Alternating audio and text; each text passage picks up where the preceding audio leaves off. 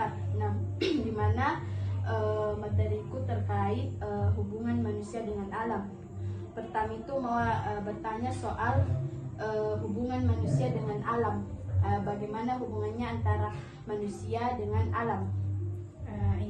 Baik, seperti yang kita ketahui ya, bahwa hubungan antara manusia dengan alam itu memiliki keterkaitan. Artinya manusia butuh dengan alam, begitupun dengan sebaliknya. Karena ya seperti yang kita ketahui bahwa alam ya memberikan begitu manfaat yang luar biasa bagi kehidupan manusia itu sendiri, seperti air yang kita konsumsi, seperti udara yang kita hirup, dan lain sebagainya. Ya. Terus apa manfaat alam terhadap kehidupan sehari-hari manusia? Manfaatnya kayak apa? Seperti air ya, contohnya seperti air ya, bisa kita gunakan ya, bisa digunakan untuk manusia, di mana dia bisa mengkonsumsi ya secara pribadi, maupun dia dapat menggunakannya untuk mencuci dan banyak manfaat sebagainya. Terus terkait hubungan manusia dengan alam, pasti ada aktivitasnya manusia yang mana aktivitasnya itu dapat merusak lingkungan. Bisa sebutkan kayak aktivitas lingkungan apa di sekitar yang pernah manusia lakukan sehingga alam ini bisa tercemari. Kalau dari kerusakan yang dilakukan oleh manusia terhadap alam, yaitu yang pertama kita dapat lihat dari sisi yaitu pembuangan sampah, yang dimana manusia masih lalai dalam hal ini karena menganggap remeh ya sampah yang dibuang secara sembarangan. Dan selanjutnya itu tentang pembakaran sampah ya, dimana kita ketahui bahwa manusia membakar sampahnya sehingga mengakibatkan alam kita ini tercemar. Ya, lebih baiknya mungkin bisa kita menggali lubang untuk menampung di situ. Ya, terus bagaimana ini upaya kita sebagai manusia upaya untuk menjaga keseimbangan hubungan antara manusia dengan alam, upaya dalam menjaga ini untuk melestarikan hubungan alam. Ya, tentunya perlu ada kesadaran ya dari manusia itu sendiri, bahwa dengan kita melestarikan atau kita menjaga alam, ya tentunya akan ada manfaat yang kita dapatkan ya. Artinya kita harus membangun rasa kesadaran dalam diri kita dulu ya, bagaimana alam itu harusnya kita yang menjaga dan melestarikannya, bukan malah merusaknya. Jadi bagaimana itu pendapatnya kalau ada manusia kayak sudah diperingati tapi itu pengetahuannya tentang alam masih kurang, kayak masih buang sampah sembarangan, tidak sadari kesalahannya. Ya, kalau misalnya ada manusia yang sudah kita peringati lantas dia masih melakukan hal yang sama ya, mungkin langkah yang bisa kita lakukan yaitu kita memberikan contoh ya. Dengan begitu manusia melihat dan mengikuti apa yang kita lakukan, dengan mungkin sendirinya akan sadar dengan apa yang kita lakukan itu ya. Sama apa lagi nih?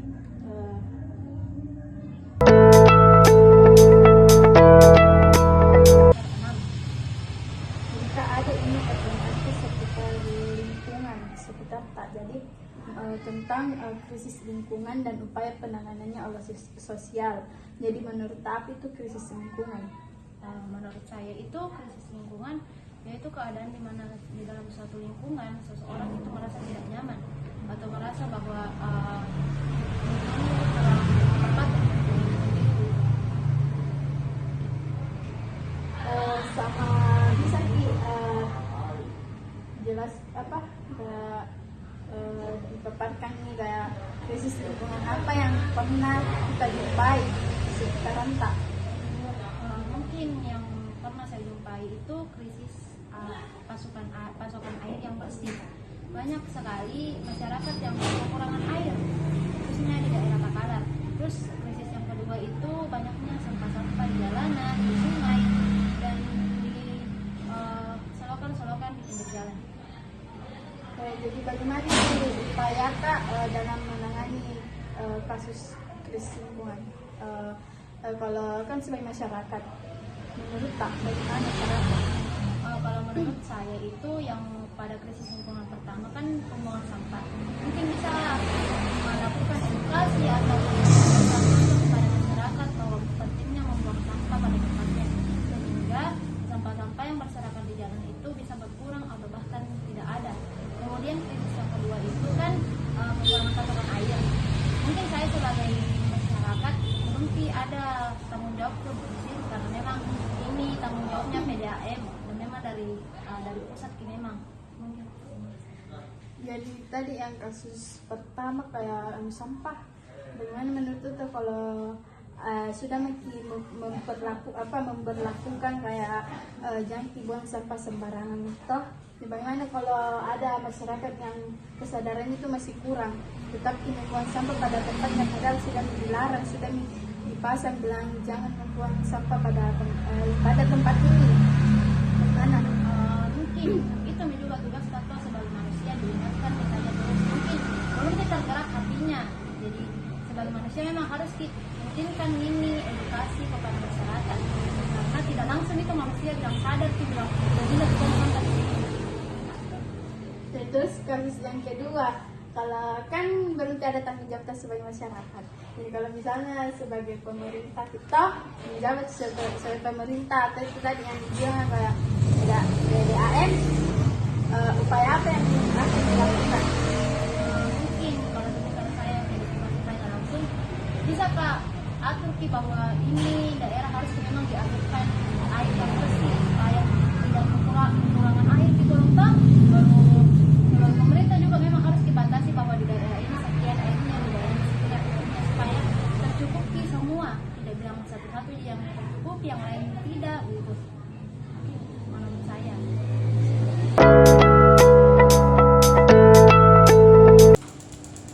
Kak, menurut Kak itu apa itu konservasi sumber daya alam?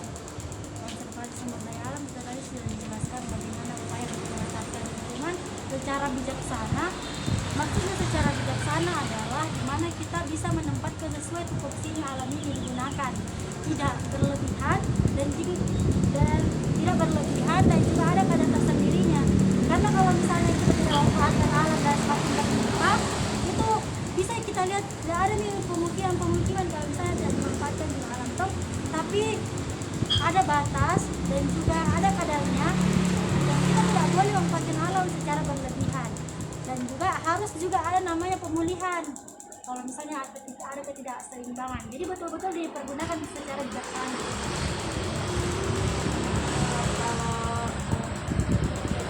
Kapitalis kan?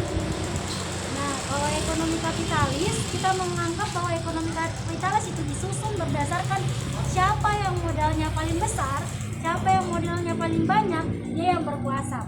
Jadi kalau kita hubungkan dengan tadi konservasi sumber daya alam dengan ekonomi kapitalis itu terkadang tidak akan nyambung. Kita melihat di Indonesia tuh beberapa siapa kan kalau kita Indonesia berhutang dengan negara lain ada keuntungan yang didapatkan.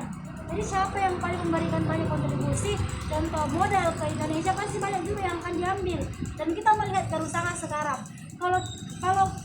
Kalau sumber daya alam dikuasai oleh orang-orang tertentu, baik itu berbentuk perusahaan atau individualis, itu mereka akan menggunakan sumber daya alam itu sesuai dengan keuntungannya tanpa mempertimbangkan apa yang akan terjadi. Bisa dilihat sekarang banyak kayak pelebaran lahan yang mungkin kalau kita lihat apalagi mengganggu habitat alam. Terus yang kedua adalah banyak pengambilan sumber daya alam kayak dari beras, timah dan lain-lain lain itu secara berlebihan hingga membuat rusaknya alam. Apalagi yang pemilik modal ini bukan yang hidup di bagian itu dan tahu pentingnya bagaimana kalau misalnya dan tahu yang akan dapatkan dampak dari situ. Contoh di kelapa sawit, kalau kita bahas tentang beberapa kerusakan lingkungan di kelapa sawit, yang dapat keuntungan adalah bukan orang yang di sana, tapi orang yang memiliki modal yang banyak, perusahaan-perusahaan yang besar, tapi yang dapat kerusakan lingkungan karena tercemarnya lingkungan karena kan produksi atau pabrik minyak goreng itu dilimpahkan ke alam atau dilimpahkan ke sungai, jadi tidak ada sungai yang betul-betul jernih. Bahkan di pusatnya kelapa sawit itu tidak jernih ke airnya. Yang dapat dampak negatifnya adalah masyarakat sana, tapi yang dapat keuntungannya adalah yang memiliki modal yang besar. Jadi tidak ada kesinambungan antara konservasi sumber daya alam dan ekonomi kapitalis yang ketika diberlakukan. Itu mungkin pendapat saya.